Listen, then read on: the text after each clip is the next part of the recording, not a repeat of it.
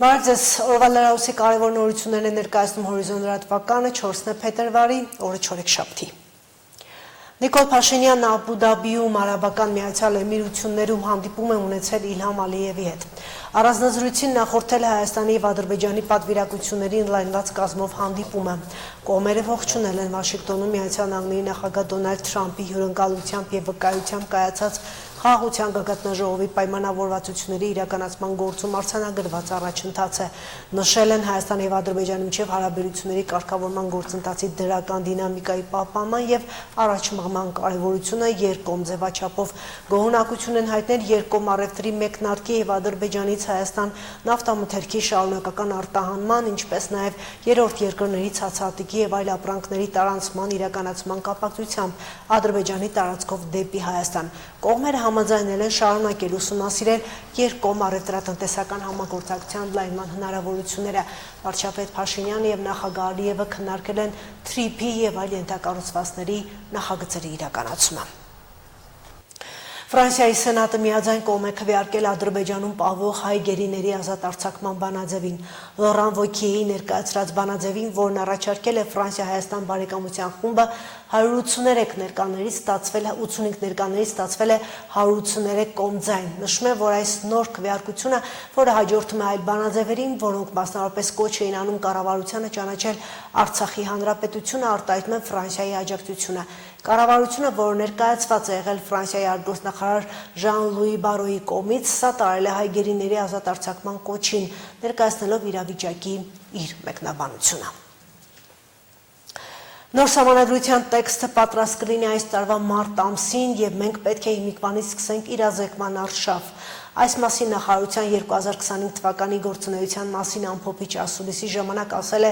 Արդարադատության նախարար Սրփուի Գալյանը։ Սահմանադրությանն այլ կերպ, քան հանրաքվեն է, ուղղակի ընդունվել չի կարող։ Այսինքն վերջնական խոսքը պատկանում է ժողովրդին, և ժողովուրդը ազատ ընտրությունների միջոցով հնարավորություն է ունենալու արտահայտել կամքը կողմ կամ դեմ քվեարկելով սահմանադրության տեքստի ընդունման, ասել է նախարարը և նշել, որ Սահմանադրական խորհուրդը դեռ չի քննարկել անկախության հռչակագրին և եկեղեցուն առնչվող դրույթների փոփոխության հարցերը։ Ազգային ժողովում այսօր քննարկվել են սոցիալական պաշտպանության ոլորտում կառավարության իրականացրած բարեփոխումները։ Աշխատանքի և սոցիալական հարցերի նախարարը նշել է, որ բոլոր ուղղություններով դրական վիճակագրություն կա։ Արսեն Թորոսյանն անդրադարձել է կենսաթոշակների հետ վճարի համակարգին, գործազրկության ցուցանիշներին, աշխատատեղերի թվի ավելացմանը, պատասխանել է նաև հարցերի։ 2025 թվականի դեկտեմբերի աշխատատեղերի թիվը 822,662, 2018 թվականի ապրիլի թվից, որ բառս ուղիղ իմաստով, ասենք, որ դա մեր իշխանության օրոք է տեղի ունեցել, որ ոչ առաջ, ոչ հետո։ Տարբերությունը 281,234 է, այսինքն մենք ըստ էության հեղափոխությունից մինչ օրս, և դա ամեն ամիս շարունակվող տնի 281,000 աշխատատեղ են ստեղծել, մոտ 300,000 աշխատատեղ են ստեղծել։ Նույնիսկ եթե դա ասվի, որ դրանց մի մասը, և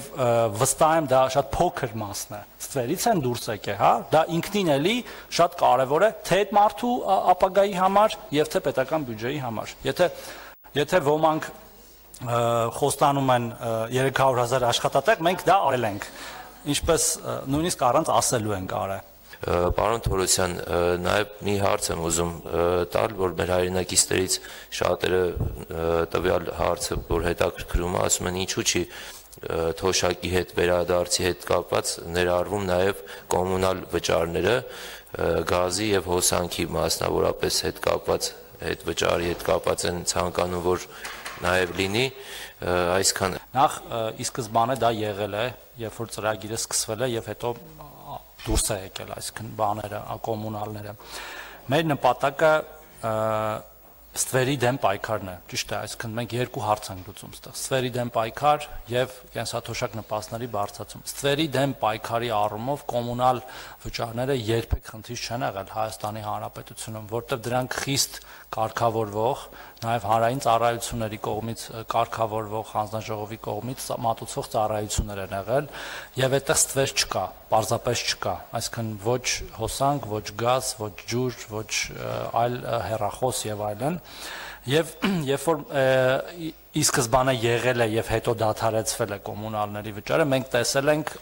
կոմունալներից հետ վճարը, մենք տեսել ենք, որ ինչ որ անկում է լինում միջին հետ վճարի չափի, բայց հետո նորից մարդկանց վարկագիծը վերականգնվել է, այսինքն ես իհարկե հասկանում եմ, որ կարող են մեր քաղաքացիներ, որոնք այլ եկամուտներ չունեն ընդհանրապես եւ միայն այս իրենց կենսաթոշակը եւ նպաստն է իրենց եկամուտը, բայց այն քաղաքացիները, ովքեր որ որևէ կերպ կարողանում են ուղղորդել իրենց եկամուտները տարբեր կերպ, իրենք դադարել են հետ վճարը, այսինքն այդ քարտերով վճարումները օգտագործել կոմունալների վրա եւ օգտագործել են միայն խանութներում կամ վաճառքի կամ սպասարկման կետերում եւ վերականգնվել է, այսինքն այդ միջին հետ վճարի չափը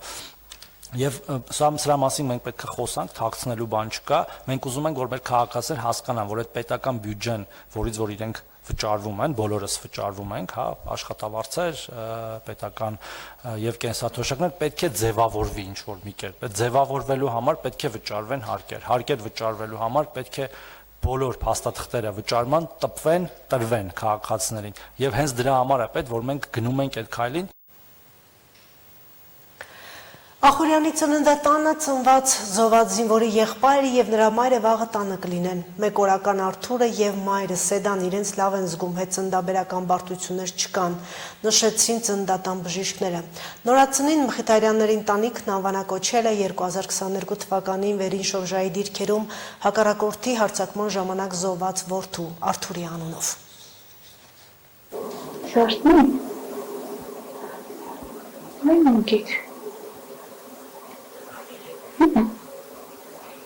Մայրիկի գրկում անուշ քնած Արթուրը 3 է ծնվել, 11:55-ին, 3000 գրամ քաշով, 49 սանտիմետր հասակով։ Մանկիկին արթնացնելու մեր ջանքերն էլ իզուր էին, որովհետև ամբողջ գիշեր չէր քնել, հիմա չքնածի տեղն էր հանում։ 44 տարեկան Սեդան 24 տարի անց նորից է մայրացել։ Գրկում ջերմ ու գուրգուրանք է տալիս երեխային, ով զոհված որդու Արթուր Մխիթարյանի անվանադիրն է։ Փոքրիկի եղբայր Արթուրը զոհվել է 2022 թվականին Վերին շորժայի դիրքերում։ Եվ 4 տարի անց հրաշքով փոքրիկի ծնունդը նոր իմաստավորում է բերել ընտանիքին։ Երեքվանից ամեն ինչ փոխվել է ու առաջվանը չէ Մխիթարյանների ընտանիքում։ Բոլորիս հույս ունենք, ու հույս ունենք, որ պիտի շարունակի Արթուրի ճանապարհը, Արթուրի պես հարկված եղնի։ Մենք անհամբեր կսպասեինք իր ծնվելուն արդեն 3 տարի։ Մեկ օրական Արթուրը մի ուրիշ տրամադրություն է բերել ոչ միայն ընտանիքում, նաև ծննդատանը։ Բոլորը փոքրիկի, մոր, Սեդայի ուժեղ սիրո եւ կամքի մասին են խոսում։ Արթուրը ընտանիքի 4-րդ զավակն է, ունի իրենից մեծ եղբայր եւ քույր, որոնք Արթուրից հետո համբերատարությամբ սպասում էին այն օրվան, որ իրենց տանը կյանքի նոր սկիզբ է լինելու, եւս մեկ Արթուր է ծնվելու։ Մեր երեխեքս ամուսինս շատ սրդանց, կողքից մնացած հարազատները ոգևորեցին։ Ես է որոշեցի, որ քանի որ երեխեքս կուզեն թող իրանց ուզելով եղնի, մանավանդ Արսենս, որ շատ կուզեր նորից աղբեր ունենար։ Աստված տվեց այդ ուժն, որ մենք էլ հասնեինք այդ նպատակին։ Երկար սպասված վերացանուտ էր, որ շատ ենք սպասել, որ նորից Արթուր ծնվի, նորից ընտանիքում լույս լինի։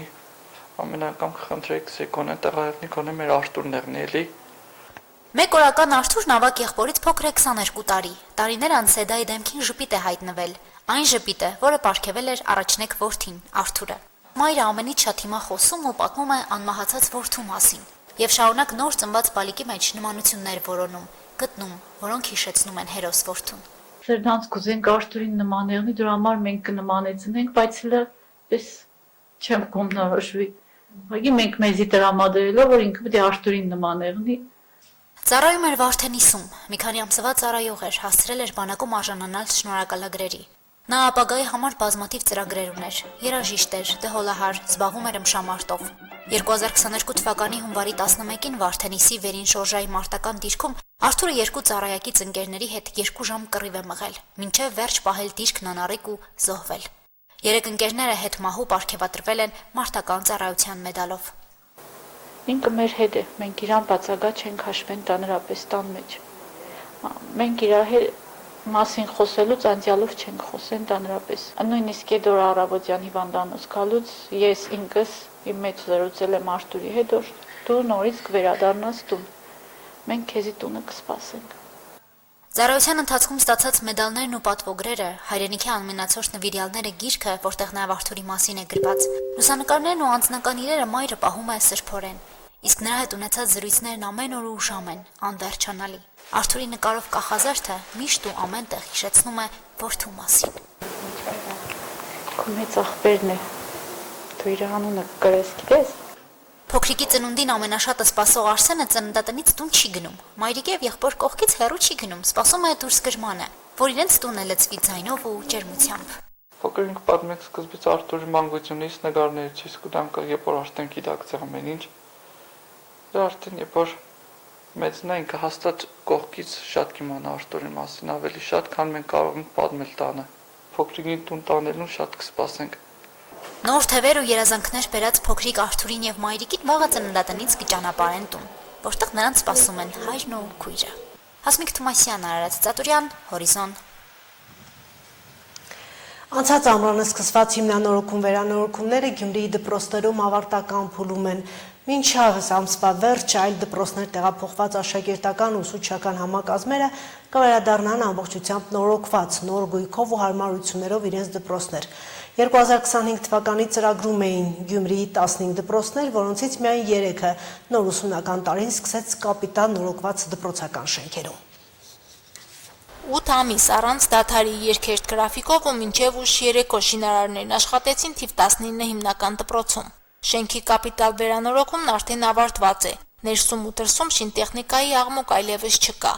Մասնաշենքերում մաքրման աշխատանքներ են։ Վարպետ շինարարները մոտ 10 օր առաջ են հիմնանորոգումն ամբողջությամբ ավարտած շենքը հանձնել դպրոցին։ Շենքի հին պատերից ու կույքից ոչինչ չի մնացել։ Եվ բակի հատվածը, եւ շենքի հատվածը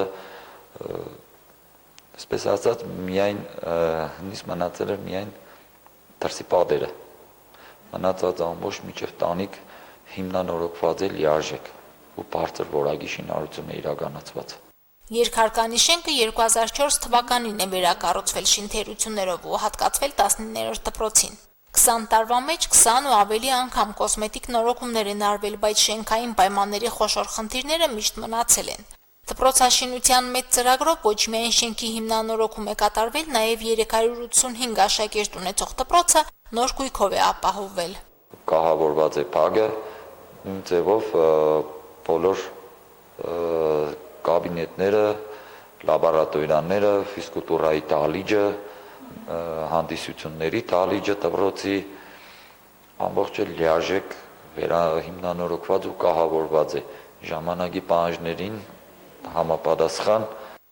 Հունիսից շինարարություններ, իսկ սեպտեմբերից աշակերտությունն ու ուսուցչական կազմը դասերն անում են թիվ 15 դպրոցում։ Մասնաշենքերից մեկն է իրենց տրամադրության տակ։ Երկու հերթով են դասերն անում փոքր հարմարեցված տարածքում։ Այն ինչ ժամանակավոր է, հարմարվելը հեշտ է։ Հիմա բոլորն են օրերը հաշվում, թե երբ են վերադառնալու իրենց դպրոց։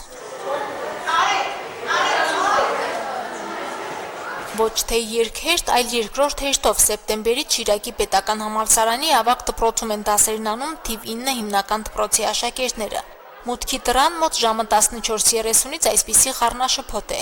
Ավագ դպրոցի աշակերտության տուն գնալու ժամանակն է, իսկ թիվ 9 հիմնական դպրոցում սովորողների համար դասերի մեկնարկի ժամը, որը ցկվում է մինչև 19:30։ Սեպտեմբերից այս գրաֆիկն է այստեղ։ Հուլիսից սկսված շինարարությունը թիվ 9 դպրոցում սպասում էին, որ եռահարկ շենքի գոնե մեկ հարկում շուտ կավարտվի եւ հնարավոր կլինի այդ հարկում դասեր կազմակերպել, բայց աշխատանքների մեծ ծավալի պատճառով նախատեսումները փոխվեցին։ Սկզբից կար առաջի հարկ, երկրորդ հարկ, հետո որոշեցինք, որ խառնաշփոթ պետք է լինի, որովհետեւ մի կողմը թևը բացենք, մի կողմը փակենք, առաջի հարկը ցեխ է, աշխատանքներին կխոչընդոտեն, որոշեցինք, որ արագ կարգով շենքը լիովին հանձնեն, նոր երեխաները կան նոր դպրոց։ Հիմա բոլոր հարկերում աշխատանքներն ավարտված են, դասասենյակները, միջանցքները մաքուր են։ Պատուհան, աշակերտական գույք, սանհանգույց եւ ջեռուցման համակարգ։ Հին ոչինչ չեն տեղափոխել վերանորոգված դպրոց։ Դպրոցի 280 աշակերտի համար սեղան աթոռները մաս-մաս ստանում են, միջանցքներում հավաքում ու դասավորում դասասենյակներում։ Հատիկ սա ամեն դասասենյակները հավաքվիկը մենակ մեր 5 գույքը, որոնք լաբորատորիայի գույքն է, այդ մեր գույքն է մնացել, թե մնացած գույքը,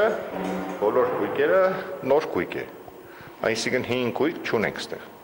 Հիմնանորոգման, վերանորոգման, գույքի նորացման ընթացքում գտնվող Գյումրիի 15 դպրոցներից գրեթե բոլորում շինարարությունն ավարտված է։ Մի մասը մասնակի կամ լիարժեք դասապրոցեսը կազմակերպել է։ Դպրոցներից մի քանիսն էլ նախատեսում է փետրվարի վերջին վերսկսել դասերը վերանորոգված մասնաշենքերում, իսկ այս տարվա 2026 թվականի հիմնանորոգման եւ վերանորոգման ծրագրերում նախատեսվում է մարզից եւս 10 դպրոց ընդգրկել։ Ցանկը Շիրակի մարզպետի աշխատակազմի քաղաքաշինության բաժինը հստակեցնում է։ Մարինե Տերբինյան, Վահագն Վարագյան, Հորիզոն։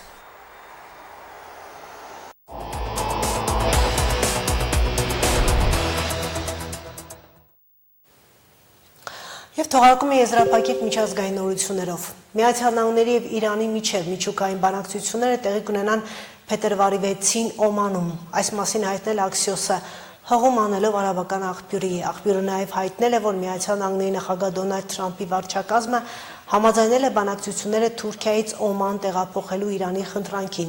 Ավելի վաղ Իրանի արտաքին գործերի նախարարության պաշտոնական ներկայացուցիչը հայտարարել էր, որ Միացյալ Նահանգների հետ բանակցությունների նախապատրաստումը ընթանում է Իրանի նախագահի հրահանգներին համապատասխան։ Ավելի վաղ Axios-ը հայտնել էր, որ Իրանի արտաքին գործերի նախարար Աբբաս Արաղչին փետրվարի 6-ին Ստամբուլում կհանդիպի Միացյալ Նահանգների նախագահի հատուկ բանագնաց Սթիվ Ուիթքոֆի հետ։ Իր հերթին Երուսալիմ Post-ը հղում անելով աղբյուրներին իր հաղորդել է, որ բանակցություններին կմիանան բարձրաստիճան պաշտոնյաներ, հավանաբար Կատարի, Եգիպտոսի, Սաուդյան Արաբիայի, Օմանի եւ Թուրքիայի արտաքին գործերի նախարարները։ Միացյալ Նահանգների զինվորականները փետրվարի 3-ին խոցել են իրանական անօդաչու թռչող սարք, որը մոտենում էր Աբրահամ Լինքոլն ավիակրին արաբական ծովում։ Այս մասին հաղորդում է Reuters գործակալությունը վկայակոչելով Միացյալ Նահանգների զինված ուժերին։ Միջադեպը տեղի ունեցել Միացյալ Նահանգների եւ Իրանի միջև միջուկային ծրագրի շուրջ բանակցությունների կազմակերպման եւ Միացյալ Նահանգների կողմից դեպի Իրան ռազմանավերի ուղարկման ֆոնին։ Ըստ գործակալության Միացյալ Նահանգների զինվորականները հայտնել են, որ իրանական Շահեդ 139 անօդաչու թռչող սարքը շարժվում էր դեպի ավիակիրը անհայտ մտադրությամբ եւ այն խոցվել է ամերիկյան F-35 կործանիչի կողմից։ Ճապոնիայում առնվազն 35 մարդ է մահացել երկրի հյուսիսում եւ ճապոնական ծովի ափին ձյան սաստիկ տեղումների հետևանքով։ Նիիգատայի պրեֆեկտուրայում ճապոնական ծովի ափին տեղացի բնակիչներից մեկը մնացել է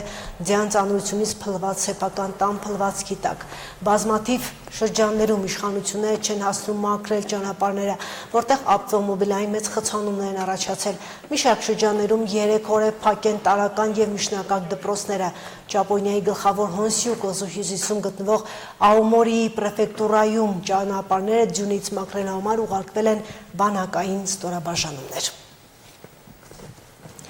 Այսպիսին էր այս ժամի լրահոսը, ծանոթացեք նորություններին ժամը 20-ին։